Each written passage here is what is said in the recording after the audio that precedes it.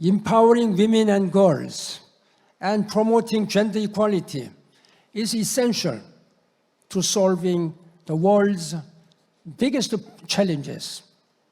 This includes building peace and resolving conflicts, achieving the UN SDGs, and tackling the climate change.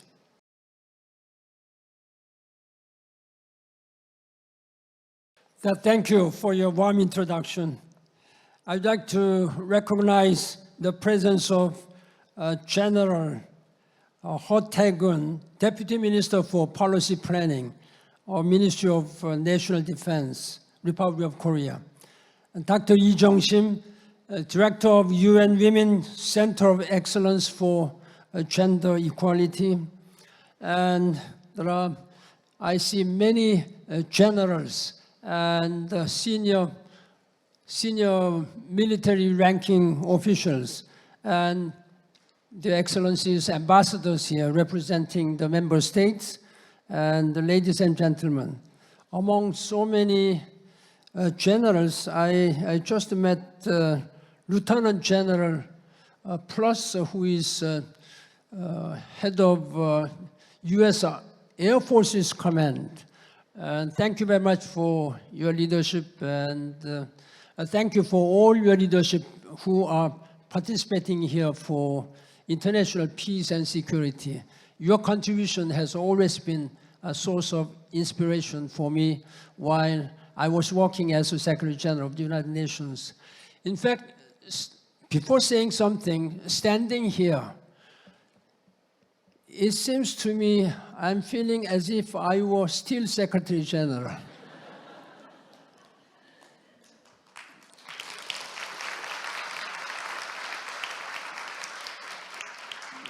Because I often, bragging. Well, I am the second most powerful commander-in-chief in the world, only next to the President of the United States. Then people are wondering, how come you are second most powerful commander-in-chief? I'm saying that in terms of number of peacekeeping operations or number of soldiers stationed abroad, United Nations has, during my time, 16 peacekeeping operations, totaling about 160,000 UN soldiers. There are only one country in the world who have more than 10,000 soldiers stationed abroad. That's only United States. So United States President is number one, and I'm the second most powerful person who command more than 160,000 soldiers abroad. So that has been just a joke when I begin some stories. Again, joking aside, it's my great privilege to deliver some remarks at the Korea Peacekeeping Forum for Women's Empowerment. Taking this opportunity, I express my sincere congratulations on the organization of this forum. This forum is being held in a timely manner as we strive to persevere over the interconnected security and humanitarian crisis before us, and as the role of women in peace process has become more critical than ever. Indeed, the forum takes place at a pivotal juncture for boosting partnership and expanding solidarity to empower women military officers to make a true difference in the field and among local communities all around the world. This forum has brought together a wide variety of stakeholders from PKO community and beyond, including those from military, government, and the United Nations. This includes 24 aspiring women military officers from around 12 countries attending the Women's Military Peace Operations course WMPOC over the last week. Distinguished guests, ladies and gentlemen, actually, we are living in an unprecedented era of new interconnected crisis and elevated global uncertainty. Great power rivalry is intensifying, particularly between the United States and China. And the illegal Russian aggression against Ukraine represents one of the most dangerous moments for global security in decades, with profound humanitarian and economic repercussions. COVID-19 is finally coming to an end after having caused unprecedented disruptions to our health systems, economies, societies, and way of life since early 2020. At the same time, our planet is on fire as the climate crisis is deepening with the surging temperatures, burning wildfires, and raging floods. Global crises such as armed conflict, pandemics, and climate change have underlined our interconnectedness. We have to work together. There is not a single country in this world, however powerful, however resourceful one may be, one cannot deal with this matter. We have to put and join all our hands on the deck together. That has been my continuing message to the people of the world, even after my retirement. All these crises, global crises, have made it clear that we need cooperative solutions to address the challenges that we are facing. And such solutions must be rooted in partnership and inclusivity and centered on enhancing security, sustainability, empowerment, prosperity, and equality for all people everywhere. Against this backdrop, today I will first talk about the great need of coming together, working together in partnership to accelerate gender equality and empowerment to address the ongoing challenges. And second, I will underline the great importance of elevating women's empowerment in peacekeeping with a view to building a safer and more secure world. Ladies and gentlemen, empowering women and girls and promoting gender equality is essential to solving the world's biggest challenges. This includes building peace and resolving conflicts, achieving the UN SDGs, and tackling the climate change. During my tenure as UN Secretary General, I devoted much of my time and energy to advancing the rights of women and fighting for gender equality. I really fought very hard to enhance and empower women. It was 2007 when I began my term as Secretary General. The United Nations still was dominated. All the decisions, all the senior level officers were all men. There were very few women. Since 1945 till 1992, there were only 3 women under Secretary General. I thought this is injustice. I thought that I should make a change, whole change.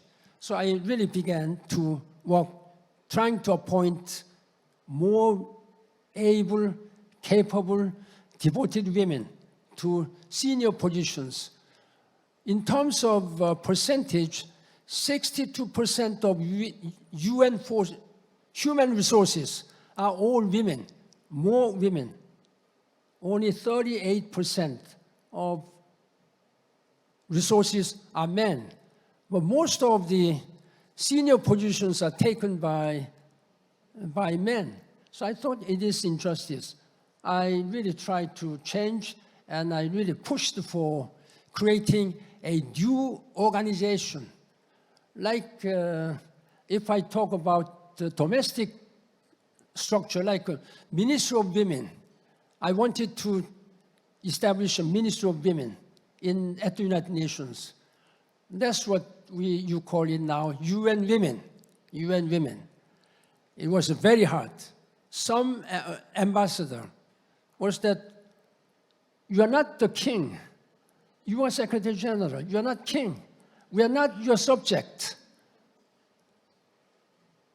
I talked to the Prime Minister, and it was reported in New York Times as such. Secretary General Ban Ki-moon is not the king. We are not his subject, quote unquote, in New York Times. I talked to the Prime Minister of that country. Mr. Prime Minister, it's very hard for me to work with that kind of ambassador. Of course, he was recalled, and he had to resign. From that moment, ambassadors began to paying attention. That's the beginning of my leadership.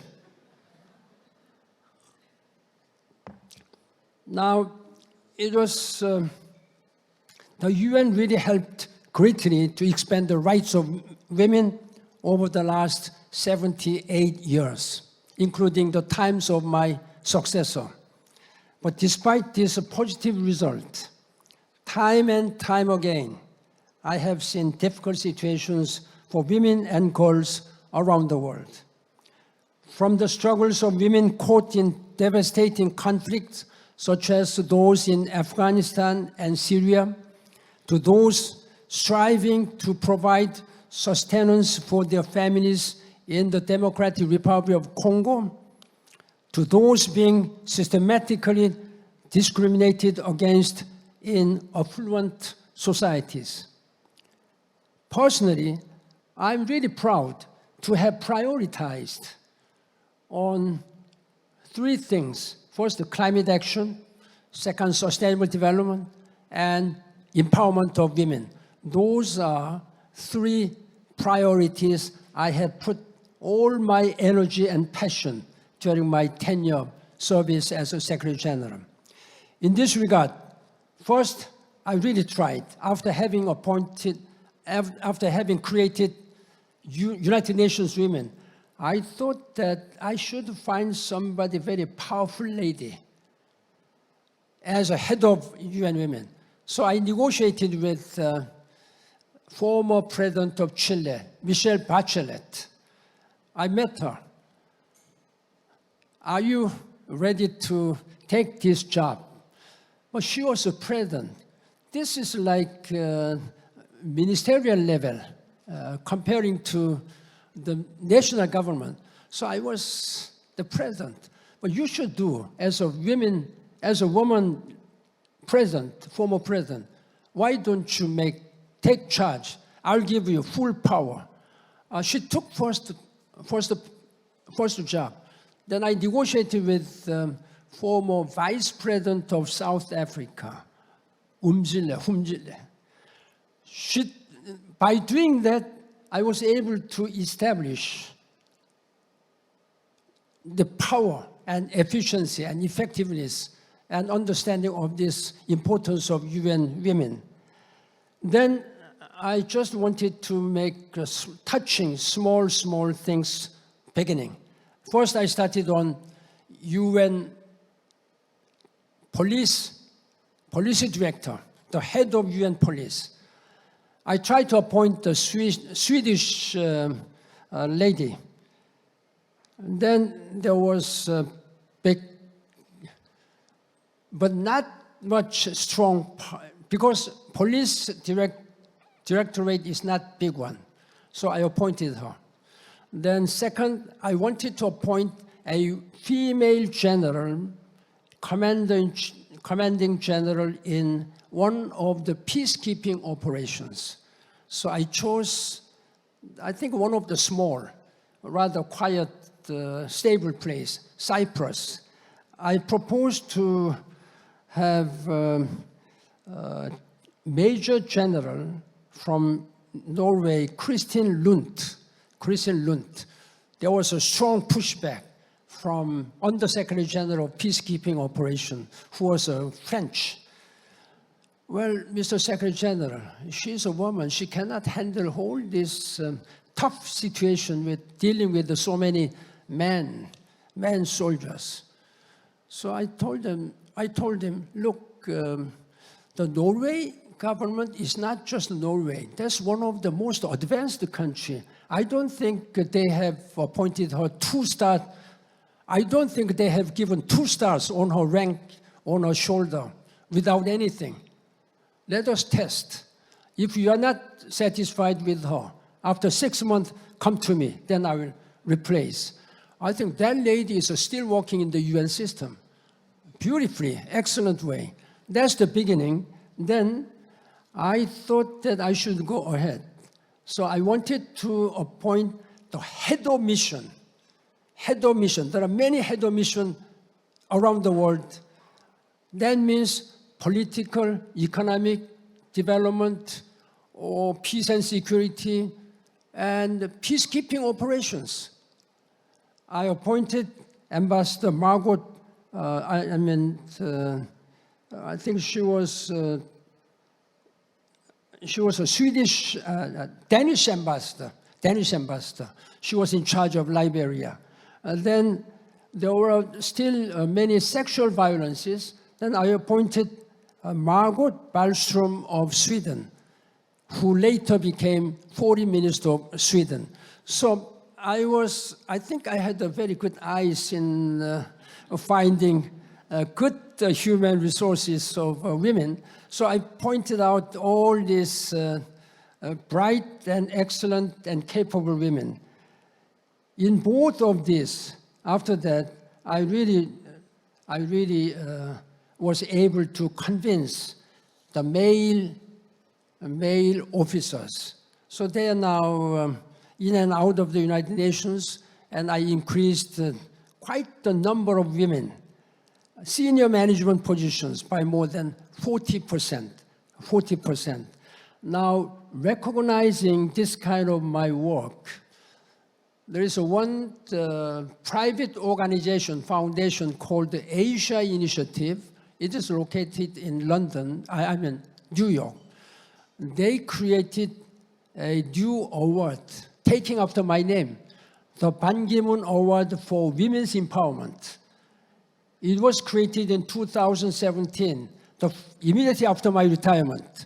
Then from 2017, every year, they have been choosing the women, and later beginning to men who have been cooperating and exercising their leadership on women's empowerment.